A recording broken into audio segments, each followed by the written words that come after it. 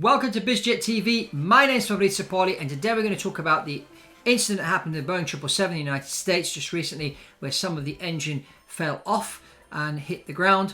So we're going to find out, what the take is on that one. It's another Boeing, unfortunately, that's had an incident. Not good for the Boeing company. This is footage you're going to see is from a recent interview I did on TRT World and the Turkish news channel. And you'll hear my take on the whole 777 thing and my take on old aeroplanes versus new aeroplanes. So surprise there for you. If you're new to BizJet TV, this channel is all about private aviation and lots more about the flying world, both inside the atmosphere and outside. We do talk about space from time to time as well, electrical, vertical takeoff and landing, and lots more on this channel. The purpose here is to make you realize that the airplane, the business jet in particular, can be a very valuable business tool. So that's all from me on this. If you haven't subscribed to BizJet TV, I encourage you to subscribe, give us a thumbs up and comment below. And let's get straight into today's episode about the Boeing 777. Off we go.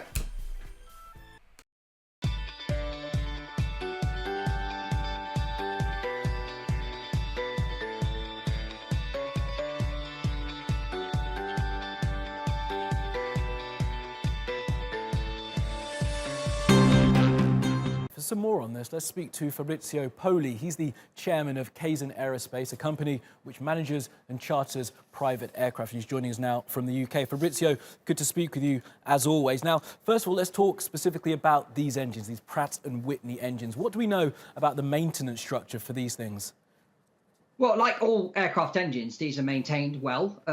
We have to sort of see now, once they do the investigation, to find out what the cause of this accident was. Was it the engine? Was it the maintenance? Was it something to do with the aerodynamics of the airplane? So grounding these airplanes to sort of delve into and find out what the root cause is very, very important. So it's early days right now, but I'm sure that the NTSB, as they investigate, and as also United Airlines get their to this ever, we'll find out the root cause and we'll be able to prevent this from happening again. Yeah, and that's the idea, isn't it, to prevent it happening again. But it doesn't come at a good time for Boeing. They've only just got a few of those 737 MAXs back up in the air. So what does this mean for the brand of Boeing, that it's happened not only with this United Airlines flight, but as I was saying, with that cargo 747 in the Netherlands?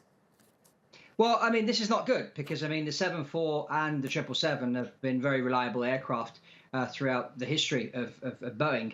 And to have other two aircraft from Boeing, a 74 and a 777, have problems besides the 737 MAX is not good for the brand. I mean, I guess the guys at Airbus are cheering away now because this happened. I mean, fortunately, with this incident that happened in the US, the pilots did a fantastic job in dealing with the emergency and bringing the aircraft safely down on the ground with everything intact and nobody got injured. So tribute to the pilots there, but not good time for Boeing. No, absolutely not. And I do wonder, Fabrizio, since this has happened so close together, these two incidents with these two engines, these Pratt & Whitney engines, is this telling us something about the age of these planes and the age of this technology, that it's reaching a point after maybe, 25 years of service, that perhaps they need to upgrade them?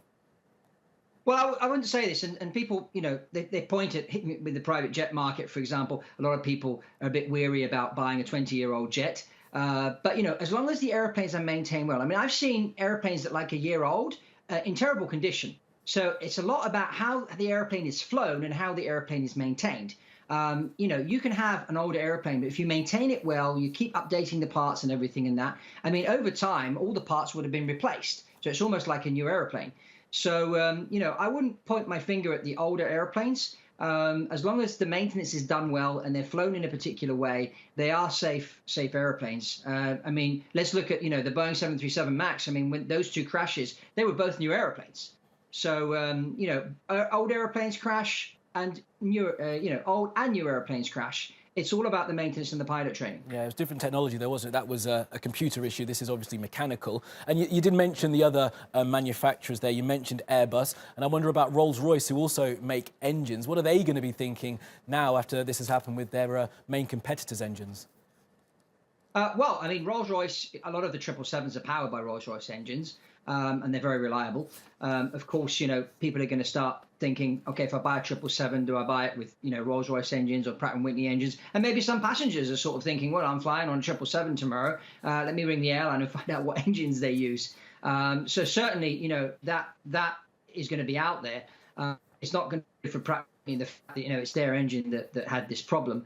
But, these things do happen in aviation, like they do happen in the space business. And, when these accidents happen, they have to be looked at, and we have to learn something from it and make improvements to prevent these from happening again. But, there'll be other things that will happen along the way. But, it's about continuous and never-ending improvement. And that's the way we need to look at it. I mean, fortunately, as I said before, no one got hurt in this one, and the airplane was brought safely to the ground, and a great tribute to the pilots there at United Airlines. Yeah, they certainly did a good job. Fabrizio, finally then, you mentioned a bit of it then. I wonder if now, after what we've seen with the 737 MAX and this latest incident, customers are going to get more sort of insight into exactly what kind of craft and what kind of mechanical engineering is used on the craft that they're flying in. Will there be more of that coming forward, do you think, in the years to come? And would it be useful? Yeah, well, certainly. I mean, people today are a lot more informed. I mean, even when someone visits their doctor, they've done their research. We've got, this live library called Google or whatever search engine you may use. And, people do their research, and it's the same with airplanes. People can go online these days and research the engines on the airplane and find out all sorts of things. So I think we're moving towards more of a transparent world, and I think this is a good thing. The information is out there, and people can do their research and then choose, and be able to make more of an informed decision whether they're seeking medical treatment or which airplane to buy or to fly on. Okay, Fabrizio Poli from Kaizen Aerospace. We'll have to leave it there. Thanks for being with us.